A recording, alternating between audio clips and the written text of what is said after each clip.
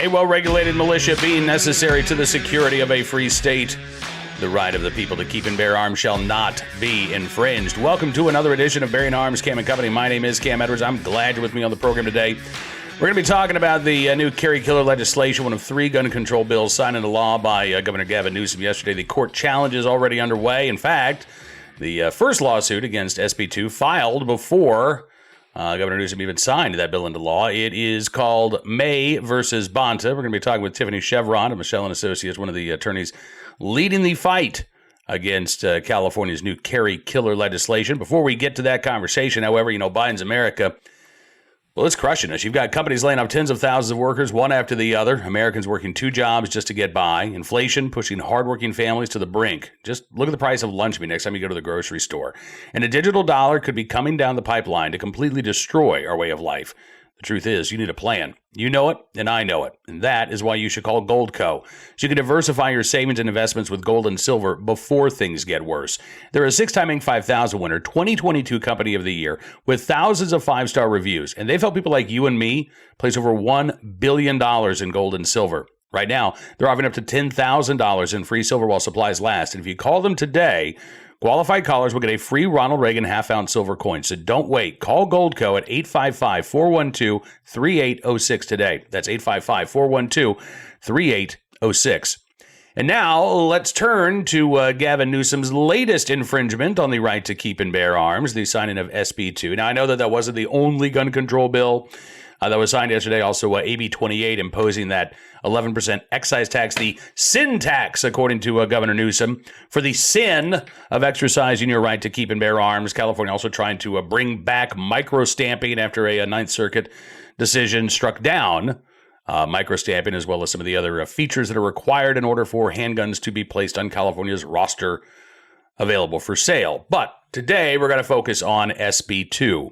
And all of the carry killer provisions, as well, again, as the litigation filed to try to stop Gavin Newsom's latest infringement. Again, take a look and listen to my conversation with Tiffany Cheuvront of Michel Associates discussing this latest attack on our right to keep and bear arms. Tiffany, thanks so much for coming on the show today. And first of all, thank you for all of your work in Reno versus May and all of these other cases that y'all have going on in California. Truly, you are defending a fundamental civil right, and I thank you very much for it.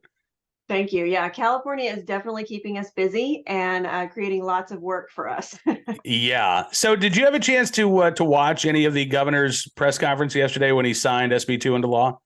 Absolutely. Yes. Yes. Did he- Well, I was going to say, another day, another kind of vindictive legislative response in California, and that was the crux of his whole spiel in the press conference. And it was just ridiculous to watch. But, he's running for the White House eventually. So he's trying to make a big push here. So. Yeah. Do you think that he said anything, or did any of the lawmakers like Anthony Portantino, did they say anything that gives you some more to work with in this lawsuit? I mean, when you had, the state senator behind SB 2 saying, yeah, in essence, you can carry on public sidewalks. That's it, right? You should have to provide three character references in order for you to carry a gun. If you can't do that, you should be able to carry a gun. I mean, it seems to me like, they didn't do themselves any favors in the court of law, maybe in the court of public opinion in California, but I kind of doubt that too, honestly. I don't even think in the court of public opinion in California, because walking down the sidewalk isn't even really allowed in SB 2. It depends on the sidewalk. If the sidewalk is close to a daycare, a hospital, a school, anything, I mean, that's off limits. And they've basically done exactly what the court said in Bruin they should not do, which is make this huge swath of, non-carry areas where it just is off limits to lawful gun owners to carry. It's an individual right to carry a firearm, according to the Supreme Court in the Bruin case, outside of your home. And California has gone to the extreme once again and said, well, we're going to say all of these places are sensitive places. And I think it's funny, they even gave examples like a grocery store. Well, we've seen people go into grocery stores and shoot up grocery stores. Restaurants that sell alcohol, that's pretty much every restaurant even if you're not drinking, where you supposedly cannot carry anymore. And again, we've seen people go into restaurants and shoot, patrons in restaurants. So these are the places that you need your carry permit the most, and they're denying us that. Yeah, also referenced malls. And of course, we remember the shooting in Indiana that was stopped by an armed citizen who was lawfully carrying a firearm to prove your point. I think at one point it was either Rob Bonta or it was Portantino who wondered, why would a parent need to bring a gun to their child's soccer game? Well, again, you want to protect yourself, maybe not just in that location. All right. I'm willing to posit that you're right. Most violent crimes don't happen at soccer games. Of course, we do know that they can happen anywhere. But what about going to and from that soccer game, right? What about if you live in a bad neighborhood? Exactly. You're right. Yeah. It was so amazing to me to hear them talk about the right to carry as if it's something that most of us only do in certain circumstances. And that's not how this works. We wake up in the morning, we get dressed, we put our gun on, we take it off when we go to bed, right? So we're carrying throughout the course of our daily routine, and that's virtually impossible under SB2. Yeah, it was very tongue in cheek, like, oh, you don't really need your firearm in this situation or this situation. And who are they to say, who is the government to say when or where you're going to need your firearm to protect yourself? It's your right to carry that where you see fit. And especially in a state like California, where the crime rates are just going crazy, in every major metropolis in California right now, and nothing's being done about that. But yet they're so focused on, law-abiding gun owners and trying to stop gun violence is what they're hoping to do with this. This isn't going to stop gun violence, because the people that this law is affecting are not the ones perpetrating crimes in California. They are the lawful ones that go through the background checks and talk with the sheriff's departments and go through this sometimes year-long process just to be able to carry a firearm, which is another thing SB2 does, is it makes the process even more cumbersome. So how does it do that? I know that, again, they talked about character evidence. They talked about, ensuring that only responsible people are getting these permits. But what does this do to actually change how you apply for a carry license in California? Well, first of all, for people that don't know, the process is very long in most counties. There's a few counties that will issue, pretty quickly, but for most places, it's months and months. I've even heard a year before you even get your first interview in some counties. So now they're saying, they want to make it where if you're under 21, between 18 and 21, you won't be able to get a CCW. We know that age restriction for purchasing firearms is already in the courts working its way through. And this would probably follow a similar pattern and be unconstitutional because they're adults. Increase in training hours. Right now, before SB2, the law says up to 16 hours of training. Now it says no less than 16 hours of training. And this is already putting a burden on a system that has limited CCW instructors in the state, because all the instructors who teach CCW have to be part of the process and approved by the sheriff's departments and that sort of thing. Good moral character requirement with the 3 character references now. And then DOJ, which we know who is all the time working for our better good, and just had the big debacle last year where they released all the gun owners' information to the public. They are going to be more involved in the process as well, as far as making sure that the firearms that are on your CCW license are actually registered to you, which means now if you have a firearm you wanted to carry that wasn't registered, you're going to have to register it. It's a mess. Yeah.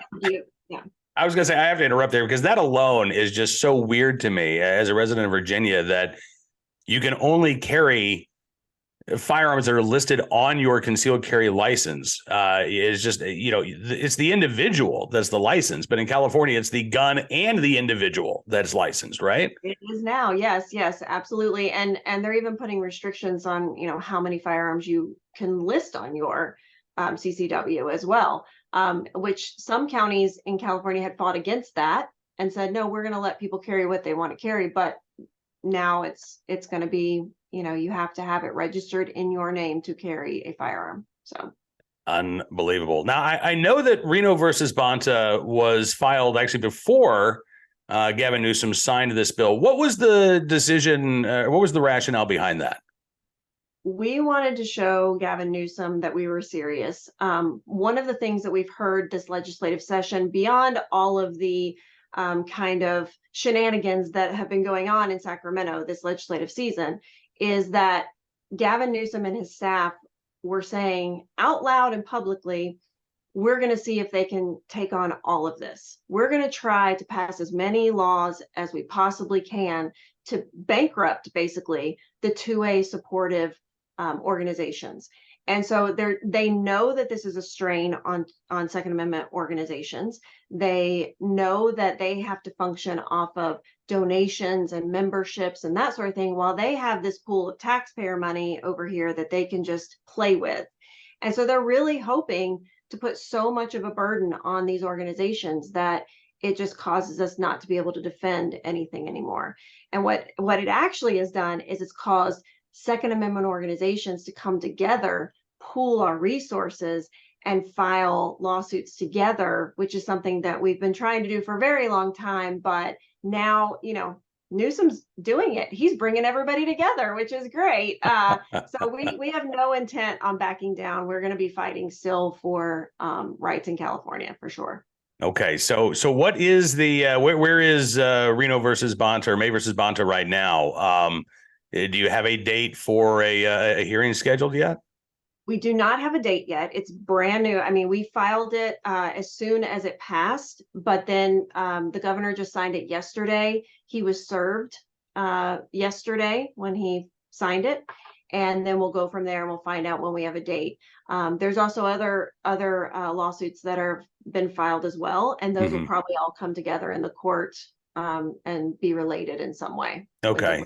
So those cases have not been assigned a judge yet either, right? No, they haven't been assigned a judge, but we will find out very quickly when the dates are for the first hearing. When do these new carry restrictions take place? I know that they tried to pass this on an emergency basis late last year, couldn't get it done, and that would have taken effect immediately. So do these new rules go into effect January 1st? Do they go into effect later this year? January 1st, 2024 is when they go into effect. Last year, they really tried hard to make it an urgency ordinance. And actually, the DOJ fought back against that and said, there's no way we can have all of this ready to go immediately. So their own DOJ was like, please don't do that to us again. And so this time around, and they also have to have more votes in order to pass an urgency measure. So this time around, they went with standard legislative action, and it'll come into effect January 1st. Okay, so there is time to get that temporary restraining order, to have that hearing on a request for an injunction before these laws take effect. Absolutely. Yes, that's why we filed so quickly, because we want to get the injunction in place. We want to get it set so that, that none of this comes into play. I mean, people have to be able to carry their firearms, and there's so many people that are trying to get their CCWs after Bruin right now. I mean, the demand for CCWs went through the roof, which is why they knew they couldn't get rid of CCWs and they had to do the shall issue under Bruin. So that's why they're trying to make it so difficult now and then limit where you can actually carry. Yeah, now that we can't deny almost everybody, we're going to deny everybody who does have a permit the ability to carry almost anywhere, right? And they say that this is compliant with Bruin. That's absolutely ridiculous. In fact, the governor, Tiffany, I was yelling at my computer screen yesterday, and I rarely do that. But when he started talking about the regressive nature of the right to carry and the regressive decisions coming from the Supreme Court. Look, it's Gavin Newsom. It's Governor Michel Grisham in New Mexico. They're the ones who are, frankly, acting a lot like Southern Democrats in reaction to Brown versus Board of Education in the 1950s. They're the ones engaged in massive resistance, right? They're the ones who are complaining about the corrupt court, and they're complaining about these activist judges and how dare we have to do this. What the Supreme Court said is you have a right to bear arms in self-defense. Now, I would say it's regressive of the governor to say, no, you don't, and I'm not going to let you. He's the one standing in the door of the courthouse or the grocery store or the movie theater or the shopping mall saying you can't come inside. Do you see this as a civil rights fight? Oh, absolutely. Absolutely. And I don't know if you heard him in the press conference too, but he was complaining that his blue state agenda was being derailed by these activist judges. And I just couldn't help but think, how can you represent everybody in your state? But you literally just said your blue state agenda is being disrupted by the Constitution. And I say, good. Like, let's get more of these rulings, because it every single law that he passes is being overturned in court. And he is trying so hard, Gavin Newsom is trying so hard to get some kind of good record that he can run on when he goes for the White House. And guns is going to be his record. But he hates the fact that it keeps getting overturned in court. And we had a case last year, SB 1324, where he was trying to shift fees from plaintiffs who challenged Second Amendment laws to where they would have to pay for the state's fees. And his own attorney general would not defend that in court because it was so bad. This is what we're up against. Everybody's telling him they're bad laws. Other states, Hawaii, New York, New Jersey, they've already put injunctions in place for these sensitive places type laws. He knows that, and he doesn't care. He's going to keep pushing forward. Yeah, and that is what gun owners are up against. But again, thankfully, we've got some of the sharpest legal minds in the country working in our defense. I would count you among those, Tiffany. And again, thank you for joining me on the program. I hope that we can have you back. We won't bug you, but maybe after the first hearing is held, we can get you back on for an update. Sure, anytime. Awesome. Thanks so much, Tiffany. Great talking with you today, and really appreciate your time. You too. Thanks, Cam. I appreciate Tiffany joining us on the program. We're going to be paying very close attention to this case and, of course, all of the others out there in California. In fact, we may even get another good decision from Judge Roger Benitez later this week. He's got 3 cases still outstanding. We heard from the judge on Duncan versus Bonta last Friday, and maybe we'll get another gift from St. Benitez later this week. Right now, let's turn our attention to today's armed citizen story, our good deed of the day, and our recidivist report. We will start there. Man charged in woman shooting on probation for involvement in fatal shooting of 17-year-old. This from the Lexington Herald Leader. It reports 19-year-old Elijah Adams has been charged with the Lexington Police Department in connection with a shooting back on September 19th in the city. The woman who was shot told police that Adams shot her with her own handgun because he wanted to, quote, keep the gun against her desire. Adams being held in the Fayette County Detention Center on Tuesday night on charges of first-degree assault, first-degree robbery, possession of a handgun by a convicted felon, as well as, yes, a violation of his probation. It was in May of this year that Adams was sentenced to 5 years of probation for his role in the fatal shooting of a man named Michael Proctor in August of 2020. Adams, originally charged with murder, ended up pleading down to an amended charge of criminal facilitation to murder. And as the Lexington newspaper reports, in sentencing him to probation, Fayette Circuit Judge Julie Goodman said at the time that Adams had already been in custody for 2.5 years, and probation would be more beneficial, saying, quote, when you sentence someone to 5 years, they're eligible for parole after serving 20%. So to send him to the penitentiary will do the community and this young man more harm. He'll be out in a few months, and when he's out, he gets off scot-free. If he hadn't served any time, I may feel different, but my concern is he is at this time only 19 years old. His brain is not developed until 26 for men. If I let him out without supervision, without individuals to hold him accountable, or me be able to charge him with probation violation and put him back in jail, I feel he will never have true consequences. So I get where the judge is coming from. But again, this indicates another problem in the criminal justice system in the state of Kentucky. When someone is eligible for early release after serving just 20% of their sentence, that's a freaking problem, right?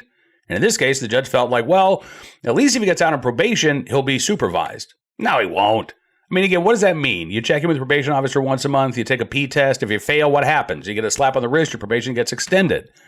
That's not the answer either. I'm not faulting the judge entirely here. I do believe that, again, she was trying to ensure that there were at least some consequences. The problem is the state of the criminal justice system, not only in Kentucky, but across the nation, is not providing those consequences. And that is the real issue. Now, today's armed citizen story from Tulsa, Oklahoma, where police report 2 men were shot by a tenant after breaking into a Tulsa apartment in Midtown. Fox 23 in Tulsa, Oklahoma, says one of these suspects, identified as a man named Michael Bailey, both suspects checked in at St. Francis Hospital and were arrested after being treated. According to police, The apartment dweller shot the two men. He was also arrested, however, after police found a stash of drugs. Police said that he should not have had a gun, being a convicted felon either. The burglary detective Tim Means says the homeowner in this particular incident had certain things he wasn't supposed to have. There was a gun involved. There were some illegal narcotics recovered at the apartment. So he's not being charged with the shooting, which appears to be in self-defense, but he is being charged again with violating the state law regarding drugs, as well as state and federal laws regarding prohibited persons from possessing firearms. We will see if there are any updates to that story as they become available, but wanted to report that to you from Tulsa, Oklahoma. Maybe Joe Biden's attorney is available. Maybe he can take on another case here. All right, finally today, our good deed of the day, in the right place at the right time, willing and able to do the right thing. A neighbor in Stamford, Connecticut, who came to the aid of a woman whose home was on fire. There is a image of the blaze there. Channel 4 in New York reports that firefighters sent to a home on Roosevelt Avenue in Stamford just before 10:30 Tuesday morning. Reports on a woman trapped in a second-floor apartment and couldn't get out.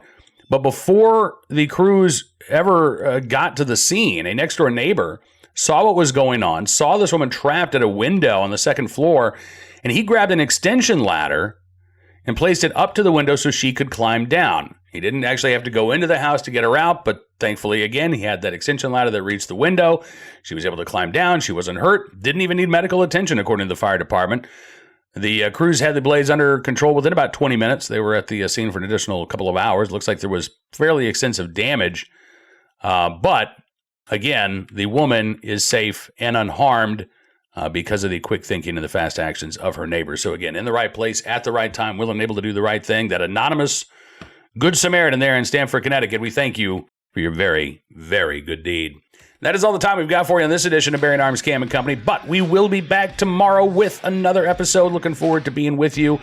And again, just check out bearingarms.com throughout the day if you want even more information on staying up to date on the latest Second Amendment news and information from all across the nation. We got you covered there at the website. If you like what you see, also encourage you to become a VIP or VIP Gold member. All you have to do, go to bearingarms.com/subscribe, use the promo code GUNRIGHTS, and you can get a significant savings on your membership. As always saying, thanks for showing your support. We're going to give you content and analysis you won't find anywhere else, because your support really does matter, and it truly does make a difference. So thank you again.